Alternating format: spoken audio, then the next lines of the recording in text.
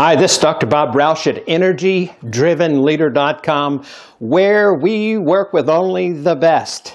Those leaders who have a desire to grow, who also want to develop strong teams and to have an effective work-life balance.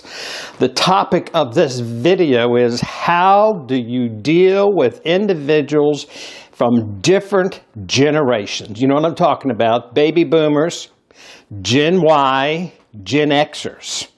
Now, I was in a meeting not too long ago, and one of the leaders in that meeting said, man, if we could just find a way to deal with these generations, the younger generations, we would really have it made. And I began thinking about that because my wife and I, Ginger, have 5 boys. We have 3 that are Generation Xers, and we have 2 that are Generation Ys. And I have 3 things that I'd like to share with you about these generations. The first thing is this: we raised them. In other words, we influenced our children to look at a generation and say, well, it's a different culture or whatever, it's a different group or what. Sure it is, but we raised those kids. Now, people can say, well, who's responsible? Is it the church that's responsible, or is it the school responsible? But I truly believe the family is responsible and has the influence over those generations, whether they're Generation Xers or Generation Ys. I was in a meeting with a family, actually a professional and his wife and his young son, who happened to be a Generation Y because he was born after 1980. And I'll bet you within 10 minutes after that young man got angry, used the F word about 20 times.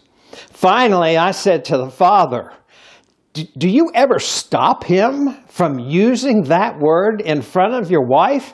And he kind of looked at me and shrugged his shoulders and said, well, what can I do? And I thought then, I have a couple things that I would really suggest that you do, but I didn't. Held my cool. So, number 1, we raised them. The second thing is that culture does play a huge part in influencing the generations. We know that, whether it was World War II or the Vietnam War or the Afghanistan War, we know that. But culture is created by what we believe and how we behave. I heard a consultant say not too long ago, and thought he was right on the money. Culture is not what you say it is. Culture is what you tolerate. The third thing is this: a business culture that determines what it lives by and what its values are will transcend generational differences.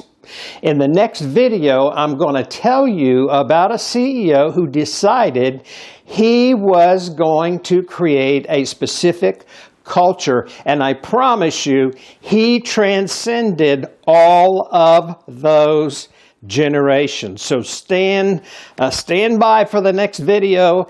Until then, this is Dr. Bob Rausch at EnergyDrivenLeader.com.